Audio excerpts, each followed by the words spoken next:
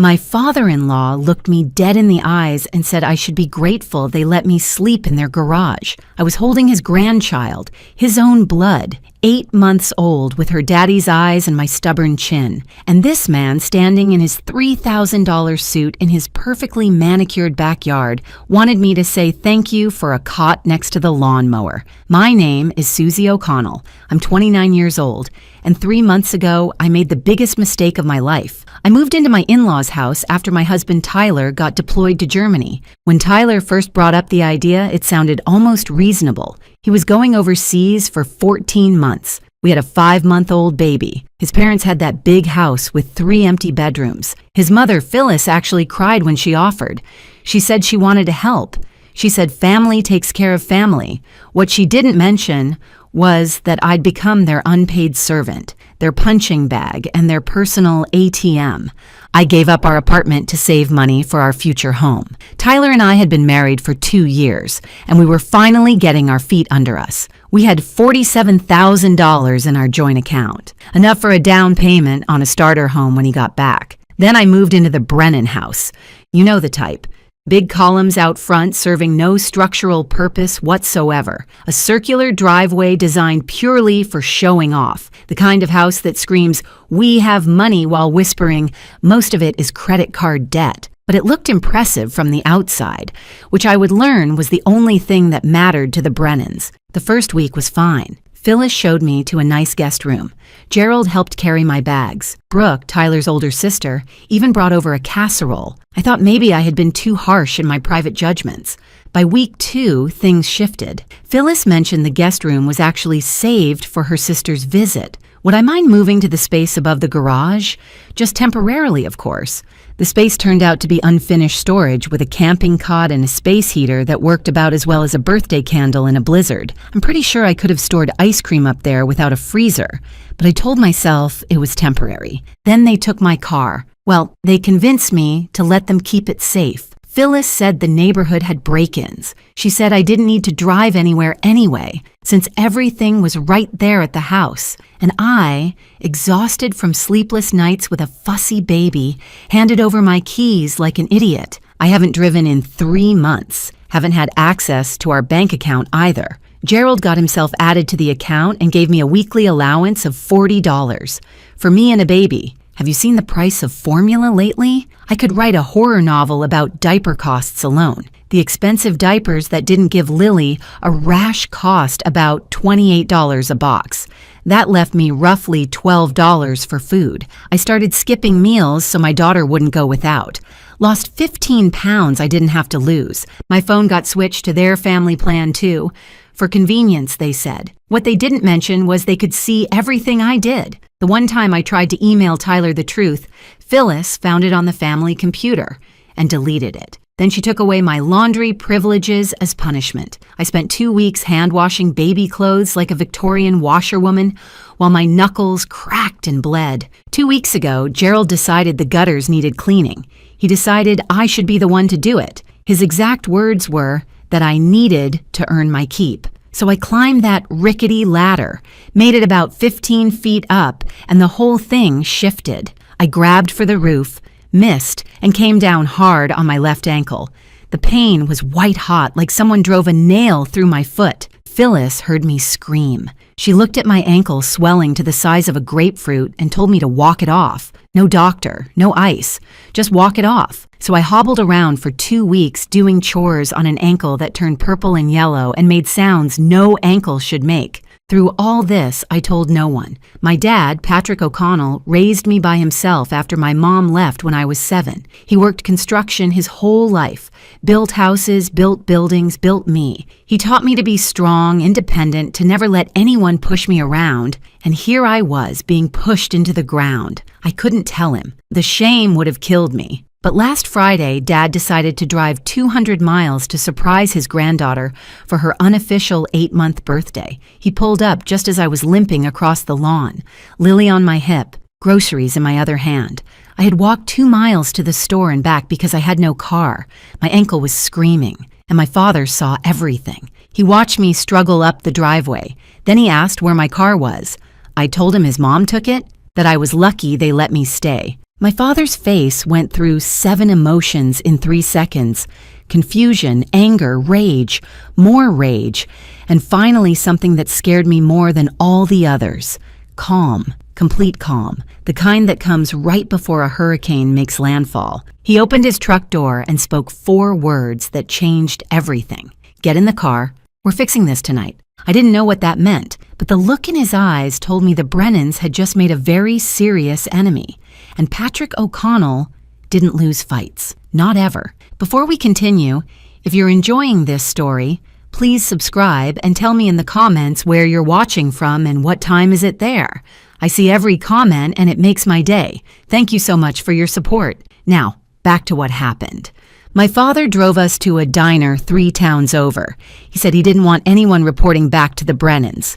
At the time, I thought he was being paranoid. Later, I realized he was being strategic. Everything Dad did from that moment was strategic. The man spent 35 years in union construction. He knew how to deal with bullies. And the Brennans, he told me over coffee, were running one of the oldest cons in the book. I told him everything that night. Every humiliation, every stolen privilege. The words poured out like water from a broken pipe. 3 months of silence, finally breaking free. I told him about Brooke, Tyler's older sister, who visited almost daily. Not to help, never to help. She came to report back to her mother about everything I did wrong. The dishes weren't clean enough. The baby cried too much. I wasn't grateful enough for everything her generous family was doing for poor little me. Brooke never liked me. I came from a working-class family. My father worked with his hands. In Brooke's world, that made me less than. Dad listened without interrupting. When I told him about Phyllis monitoring my emails, his knuckles went white. When I mentioned the latter, I thought he might flip the table, but he just nodded and asked one question. "What else haven't you told Tyler?" That's when I broke, because I hadn't told Tyler anything. Every video call, his parents were in the room, listening, monitoring. If I tried to text something real, they checked my phone. I was completely cut off from my own husband, but it was worse than that. Phyllis called Tyler regularly on her own phone, gushing about how wonderful everything was, how happy Susie seemed, how grateful I was. She made it sound like I was thriving. And Tyler, stuck on a base 6,000 miles away with limited internet and no reason to doubt his own parents, believed every word. Dad asked about the bank account. I told him Gerald handled everything. I got my $40 on Mondays, and that was all I saw of our money. Dad asked if I still had login access. I said I thought so. I'd never actually tried since moving in. My father smiled then. Not a happy smile. The kind a chess player makes when they see checkmate 3 moves away. He dropped money on the table and said we were going to Kinko's. Kinko's at 11 at night is a strange place. There was a guy in a bathrobe making copies of something I chose not to look at. And there was me, logging into a bank account I hadn't seen in 3 months. The numbers didn't make sense at first. We should have had around $47,000. Tyler's military pay had been depositing automatically. There should have been more by now, not less. But the screen showed $8,200. Nearly $39,000 had vanished. Dad pulled up a chair and said we should look at the transaction history. We printed page after page, and the story they told was ugly. Transfers to BB Holdings, LLC, $15,000 over 3 months. I had no idea what that was until Dad searched and found Brooke's Instagram boutique. She'd been selling healing crystals to gullible women, rocks that looked like they came from a parking lot after a rainstorm. 0 real customers and apparently 0 conscience about where its funding came from. Cash withdrawals every few days, big ones, 500 here, 300 there. The pattern matched Phyllis's lifestyle perfectly. Her twice-weekly salon appointments, her shopping trips to stores I couldn't afford to walk into, her lunches with church ladies where everyone pretended to be humble while comparing designer handbags, marina fees and boat club memberships. Gerald didn't even own a boat, but he liked hanging around people who did, using our money to fund his fantasy life. And then Tyler's credit card, restaurant charges, bar tabs, golf fees, all local, all recent, all impossible for a man stationed in Germany. Gerald had been using his own son's identity while his daughter-in-law starved in his garage. My father said something I'll never forget. He leaned back and said, "I've seen mob accounting that was more subtle than this." He wasn't wrong. The Brennans hadn't even tried to hide it. They were so confident I would never check that they'd left a trail a blind accountant could follow. Dad was already on his phone. He had a friend, a retired paralegal named Maureen Walsh, who owed him a favor. He was calling it in tonight because what the Brennans had done wasn't just cruel, it was criminal. But first, we needed to reach Tyler directly, without his parents listening. Maureen Walsh showed up at Kinko's at midnight in fuzzy pink slippers and a Michigan sweatshirt. She looked like someone's grandmother arriving to bake cookies. She was not there to bake cookies. Within 5 minutes of reviewing our printouts, she'd identified 3 criminal charges the Brennans could face: financial exploitation, fraud, and the big one, identity theft. Using Tyler's credit card without permission wasn't just disgusting. It was a federal crime, and the military takes financial crimes against service members extremely seriously. Maureen said the consequences were significant, prison time significant, but we had a problem. When I first moved in, Phyllis had me sign a stack of paperwork. Insurance forms, she'd called it. Emergency contacts. I'd been exhausted with a 5-month-old who wasn't sleeping. I signed whatever she put in front of me. Who reads paperwork from their mother-in-law? One of those documents was a limited power of attorney giving Gerald authority over financial decisions. That's how he'd gotten added to our account. He had my signature on paper. Never mind, I had no idea what I was signing.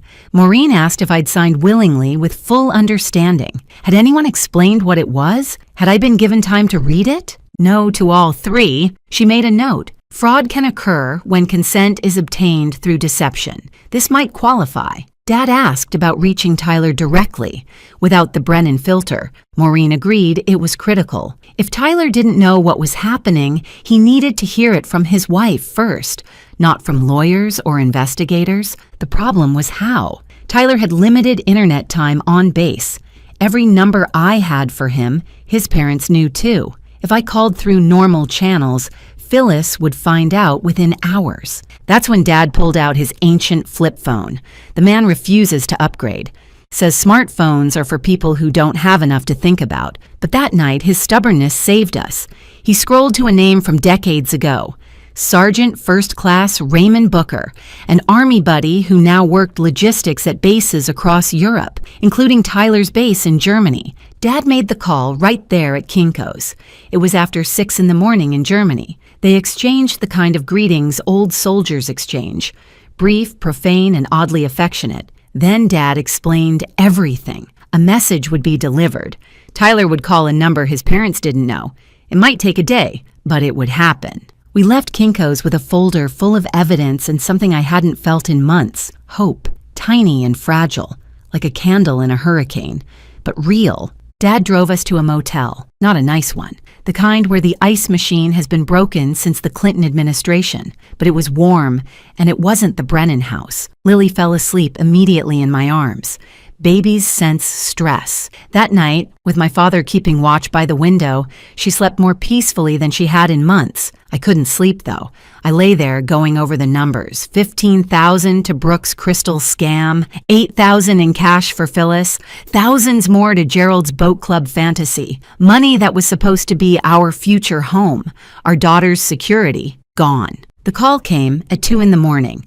Unknown number on Dad's flip phone. When I answered, I heard the voice I'd been missing for 3 months. Tyler sounded confused at first. He'd gotten a strange message from someone he didn't know, telling him to call this number urgently. Was everything okay? Was Lily all right? I started crying before I could stop myself. 3 months of holding it together came out in one overwhelming wave, and when I could finally breathe again, I told him everything. When I finished, there was silence. Long enough that I thought the call dropped. Long enough that a terrified part of me wondered if he'd believe his parents over me. Then Tyler spoke. 4 words that put my broken heart back together. "I believe you, Susie." He believed me.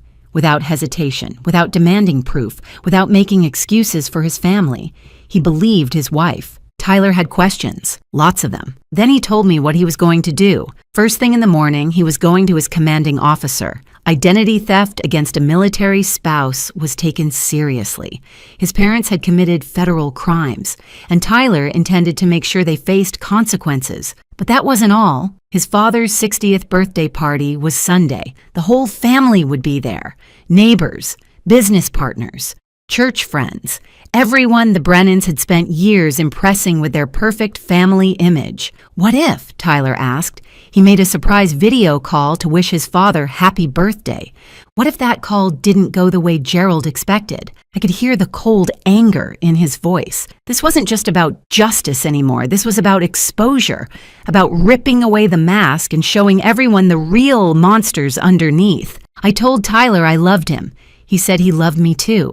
Then he said something that made me smile for the first time in 3 months. His father was about to have the worst birthday of his life. Saturday morning felt different. The sun came through that cheap motel window like the universe knew the balance was finally shifting. Lily woke up smiling, reaching for my face with her tiny hands, completely unaware her mama was about to go to war. Dad was already awake. I'm not sure he ever slept. He'd spent the night making calls, coordinating what he called the infrastructure of justice. The man had spent 35 years building things. Now he was building something different. The Brennans had no idea what they'd awakened when they messed with Patrick O'Connell's daughter. Tyler had been busy too. He called around 6 in the morning, right after meeting with his commanding officer. The military does not appreciate identity theft against service members. Tyler's CO listened to the whole story with a face like thunder, then connected him with JAG immediately. Within hours, Tyler had filed formal reports about the credit card fraud and unauthorized account access. The wheels of military justice were turning, and once they start, they're very hard to stop. First thing Tyler did was freeze every account, the joint savings, the checking, his credit card, everything. Gerald would find out soon enough when his next restaurant swipe got declined in front of his golf buddies. But by then it would be too late. No more transfers to Brooke's Crystal Pyramid scheme. No more cash for Phyllis's shopping addiction. No more boat club memberships for Gerald's fantasy life. The bleeding had finally stopped. But freezing accounts was just the beginning. Tyler wanted accountability, and he had a plan to get it. His father's 60th birthday party was tomorrow, Sunday. The whole extended Brennan clan would be there. Neighbors from the fancy houses nearby, business partners in expensive casual wear, church friends with covered dishes. Everyone the Brennans had spent years impressing with their perfect family image. Tyler wanted to burn that image to the ground in front of all of them. The video call was my idea. I told Tyler I'd suggest it to Phyllis as a surprise. She'd absolutely love having her military son beam in from Germany to honor his father publicly. She'd set up the big TV in the living room, gather all the guests for the touching moment, probably buy a ring light for perfect video quality, record everything for memories. She'd think of everything, except what Tyler was actually going to say. Maureen came by the motel around noon with updates. Her detective friend Sullivan, who'd worked financial crimes for 20 years before retiring, had reviewed our evidence informally. He said there was more than enough for a formal investigation. The power of attorney obtained through deception, the unauthorized withdrawals, the identity theft. These weren't small violations. These were felonies. Sullivan couldn't make arrests based on an informal review, but he could do something almost as valuable. He could show up at the party, ask questions, make the Brennans very nervous in front of everyone they'd spent years impressing. The formal investigation would take time, but the questioning could happen immediately. And having a detective appear at Gerald's 60th birthday, badge visible, asking about financial irregularities, that would send a message louder than any arrest warrant. Dad coordinated the timing. Sullivan would arrive about 30 minutes into Tyler's video call, just when the truth was sinking in. Just when Gerald and Phyllis were scrambling for explanations. Dad even practiced his innocent face in the motel mirror that afternoon. He kept asking if he looked trustworthy, like a friendly grandfather just there to support his daughter, not a man about to dismantle someone's entire reputation. I told him he looked perfect. He said I was a terrible liar, but he appreciated the effort. I had to go back to that house, face Phyllis, pretend nothing had changed, Play the grateful daughter-in-law for one more day. The thought made my skin crawl, but if they suspected anything, they might cancel the party. They might destroy evidence. I needed them comfortable, confident, completely unprepared. Dad drove me back around 4 o'clock. Before I got out, I texted him exactly where I'd hidden my packed bag in the garage, behind the old paint cans on the metal shelf near the lawn equipment. He'd grab it tomorrow while everyone was distracted by the party. Walking back into that house was one of the hardest things I've ever done. Phyllis met me at the door with her usual tight smile, the one that never quite reached her eyes. She asked where I'd been. I told her my father wanted some grandfather-granddaughter bonding time. She seemed annoyed I'd left without asking permission, but had too much party preparation on her mind to push it. I waited until she was arranging centerpieces before making my move. I mentioned that Tyler had called my dad's phone since mine was acting up. He wanted to surprise his father with a video call during the party. Wished Gerald happy 60th in front of all the guests. You should have seen Phyllis light up. For a moment, I almost felt bad for her. Almost. She immediately started planning. The big TV in the living room, right after the cake cutting. She'd make sure everyone gathered. She'd even bought a ring light last month that would be perfect. It would be so special, she kept saying. I smiled and agreed. Oh yes, I said. It would definitely be something to remember. By the way, if this story is hitting close to home, please give it a like and share it with someone who needs to hear this. Your support helps me keep telling these stories. And trust me, what happens at that birthday party is something you don't want to miss. Sunday morning arrived gorgeous. Blue skies, light breeze, perfect temperature. Gerald's birthday couldn't have asked for better weather. The catering arrived early. The tent went up in the backyard. Flowers decorated every surface. It looked more like a wedding than a birthday, but Gerald never did anything small. Phyllis handed me a list at 8 o'clock, 37 tasks to complete before guests arrived. She spoke to me like hired help. Actually, less than hired help. At least hired help gets paid. I completed every task perfectly. Model daughter-in-law. Invisible. The guests started arriving around 2. Business partners. Neighbors with expensive wine. Church friends with covered dishes. Brooke made her entrance in an outfit that probably cost more than my entire wardrobe, air-kissing her parents like she hadn't seen them 2 days ago. I watched them all. These people who smiled at me at Christmas while I starved in their friend's garage. These people who believed Phyllis's lies about my mental health. In a few hours, they would know everything. Gerald held court in the backyard, accepting compliments on the party, the house, his successful life. He looked so confident, so secure at the center of his perfect world. I wondered if he'd recognize this moment later as the last time he was ever truly happy. At 4 o'clock, Phyllis announced it was time for the video call. Everyone should gather in the living room.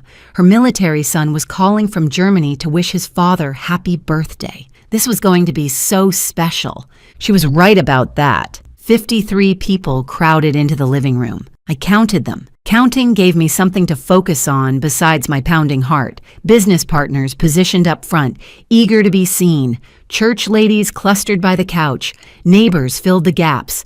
Gerald stood center stage, champagne raised, beaming like a man about to receive a medal he actually deserved. Phyllis connected the call with a flourish. The TV filled with Tyler's face. He wore his dress uniform, looking every inch the proud military son. The room burst into applause. Someone whistled. Gerald raised his glass higher toward the screen. Tyler smiled, but something was off about that smile, something cold underneath the warmth. I was probably the only one who noticed. I knew what was coming. "Happy birthday, Dad," Tyler said. His voice was calm, controlled. "I'm glad everyone could be here, because I have some things I need to say." The room settled into expectant silence. Everyone anticipated a heartfelt tribute, a son praising his wonderful father. That's not what happened. Tyler started with the money. He spoke clearly, without emotion, laying out facts like a prosecutor.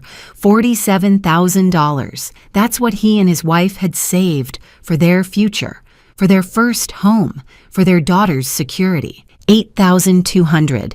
That's what was left. Someone in this room stole almost $39,000 from his family while he served his country overseas. The room went completely silent. Gerald's smile froze on his face. Phyllis looked like she'd swallowed something rotten. $15,000 went to BB Holdings, LLC, Tyler continued.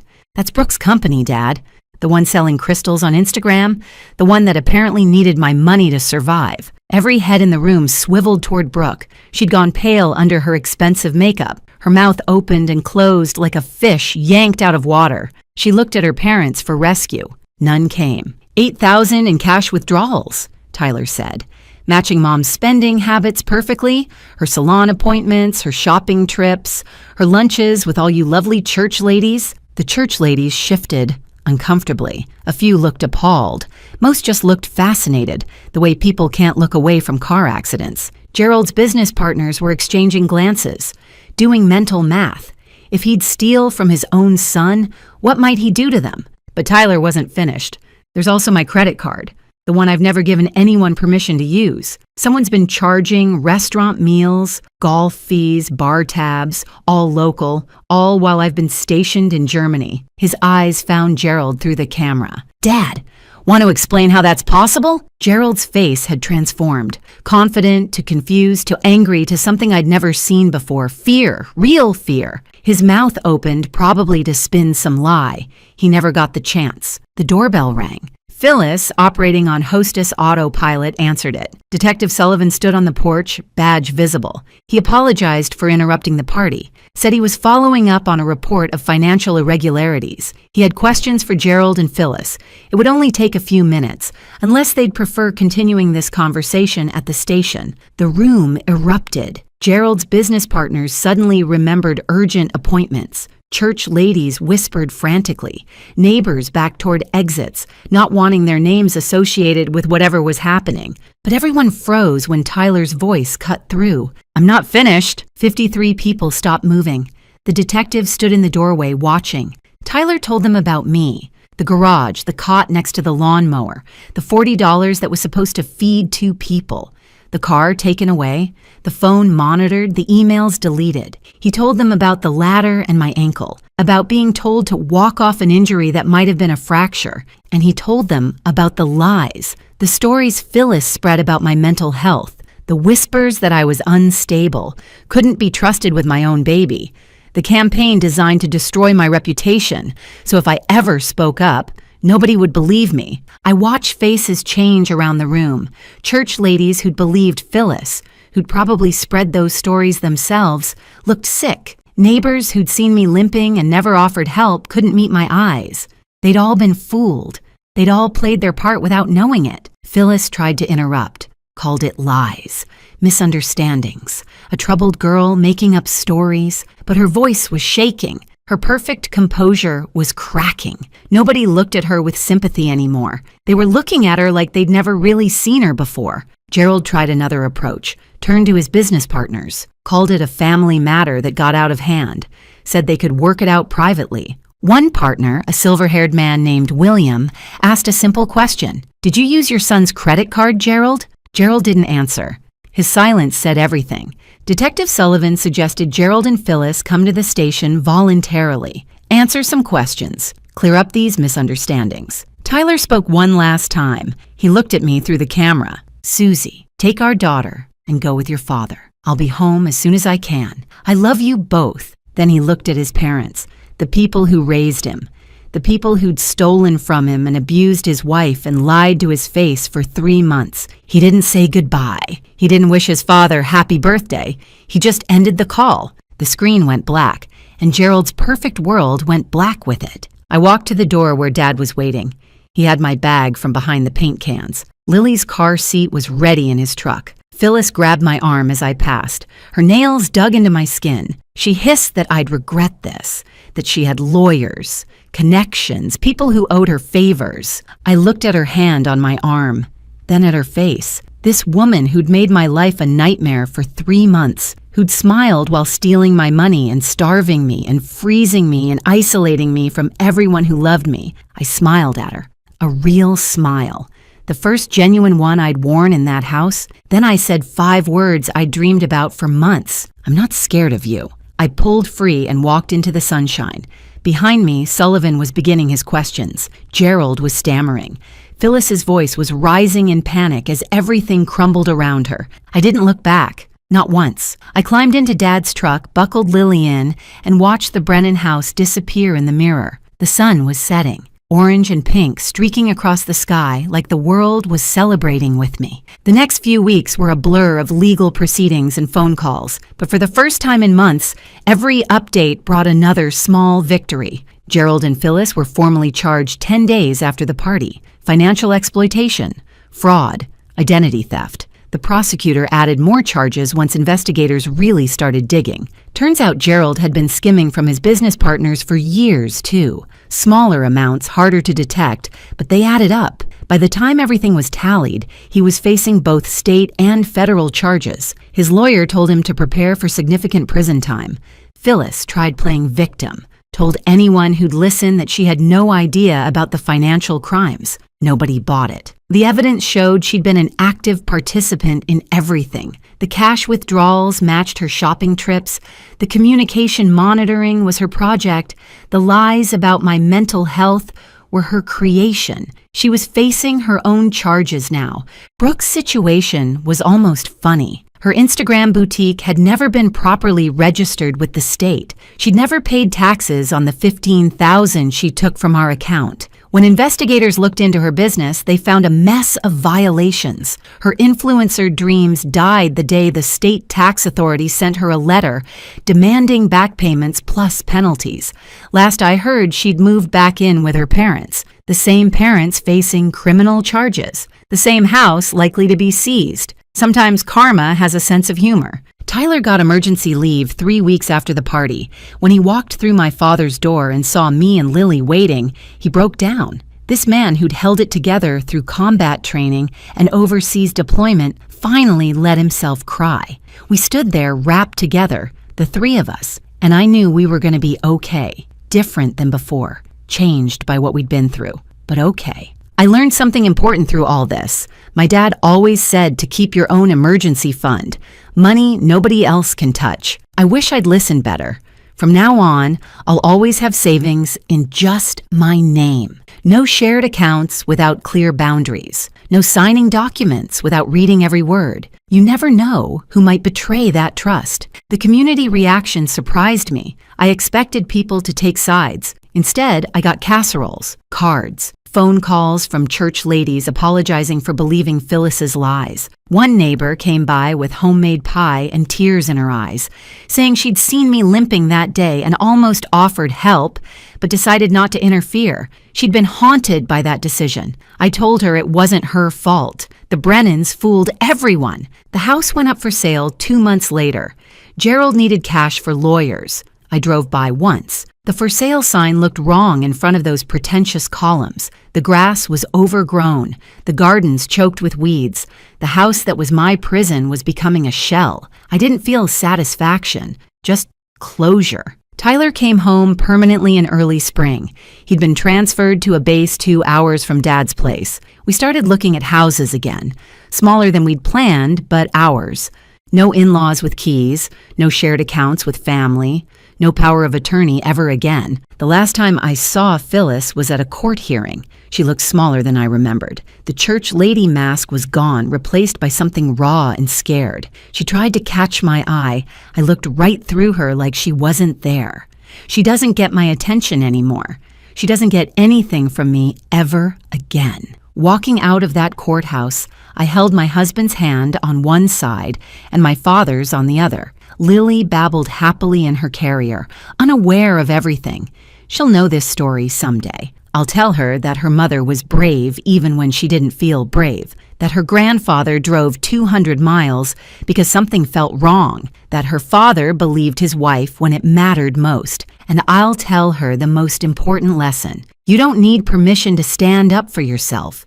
You don't need approval to demand respect. Anyone who tries to take your dignity doesn't deserve a place in your life. Not even family, especially not family who would hurt you. Some people mistake kindness for weakness. The Brennans made that mistake. They thought because I was polite, because I didn't fight back immediately, they could do whatever they wanted. They learned the hard way. When you mess with an O'Connell, you better be ready for the consequences. Family protects family, always. Thank you so much for watching. More of my most gripping stories are already on your screen. Click one now and don't miss the best part. You will love it. See you in the next story.